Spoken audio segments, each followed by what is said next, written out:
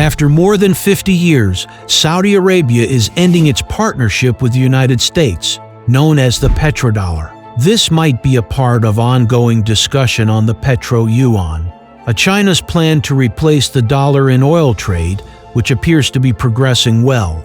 So what's next? What are the impacts on the dollar, or other currencies in developed countries, and even Bitcoin? Let's dive in. We divide this video into 4 chapters. Chapter 1. What is the petrodollar? Chapter 2. Sovereign wealth funds and petrodollar recycling. Chapter 3. America's blunders and China's hidden agenda. Chapter 4. The impact of the petrodollar's end.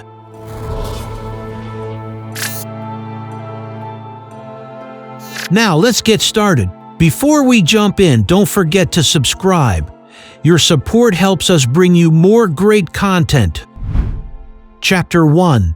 What is the petrodollar? The term petrodollar refers to the US dollars earned from the sale of oil. This is an extraordinary privilege that the United States enjoys as the global reserve currency. But this status didn't just happen by chance. The petrodollar system was born out of an agreement between Saudi Arabia and the United States in 1971. In this deal, Saudi Arabia agreed to sell its oil exclusively in US dollars. In return, the US promised to provide security and military equipment to the Saudi kingdom. This agreement made America incredibly wealthy and allowed the US dollar to remain dominant in global trade even though it was no longer backed by gold. Any country that wanted to buy oil had to have US dollars, so Saudi Arabia ended up with a huge amount of dollars, along with a military guarantee. This solidified the US dollar status in international trade. Meanwhile, Arab countries became extremely rich from selling oil, and they accumulated extra funds, which we call a sovereign wealth fund. Chapter 2. A sovereign wealth fund, petrodollar recycling. In 1974, the U.S. sent Treasury Secretary William Simon to Saudi Arabia with a simple proposal. Saudi Arabia should reinvest its profits from selling oil back into U.S. assets, particularly by buying U.S. Treasury bonds. This is where the term petrodollar comes into play.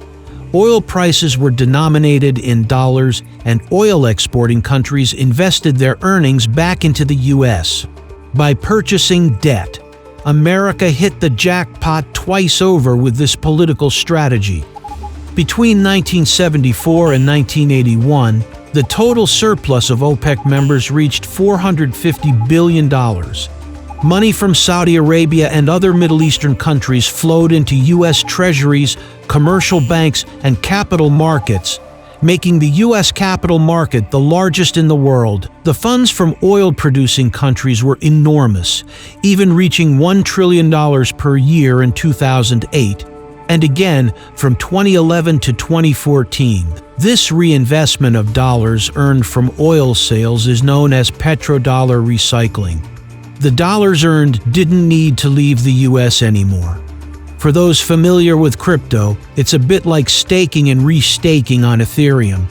The yields from staking Ethereum are reinvested back into the Ethereum ecosystem, keeping it all in-house. That's why some people even call Ethereum as digital oil. Chapter 3. America's blunders and China's hidden agenda. Through the petrodollar system, America won the Cold War against the Soviet Union. But along the way, the U.S. made some blunders that have led many countries to want to break free from dollar dominance. That's why the term de-dollarization is pretty popular now. In the 2000s, Iraq, under Saddam Hussein, decided to use the euro for its oil transactions and ditched the US dollar.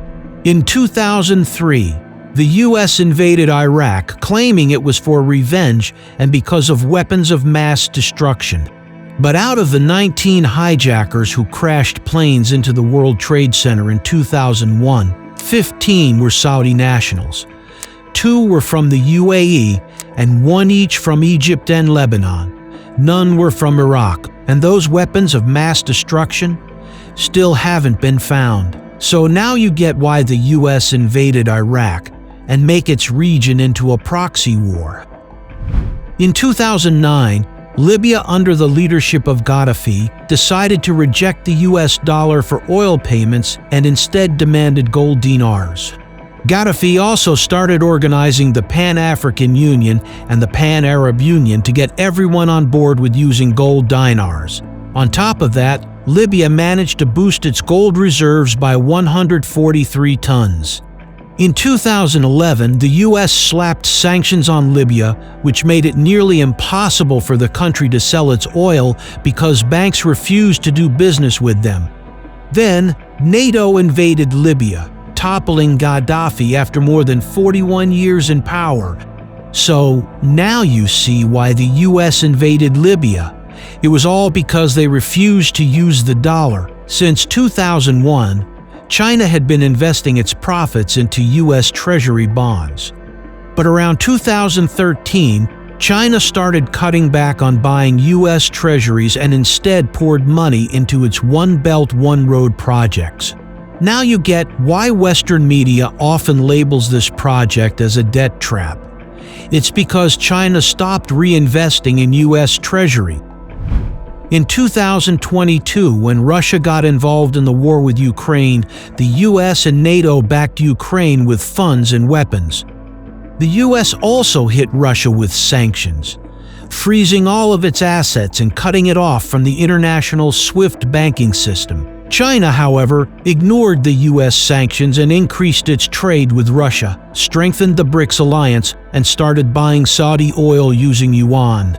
The whole de-dollarization issue came back into the spotlight, and more countries are feeling bold because they have a stronger support system. They're also wary of the US, the dollar, and its banking system's power to freeze assets, like they did to Russia. No one wants to be the next Russia. America's Achilles heel is in China's hands. The petrodollar system is being challenged, and even Saudi Arabia has joined the imbridge system, a cross-border payment network created by the central banks of China, Thailand, Hong Kong, and Saudi Arabia. But this could escalate into a currency war. Because the Third World War isn't about territory. It's not about weapons. It's about fighting for the throne of reserve currency by manipulating the value of money. The victims, us, the holders of fiat currency.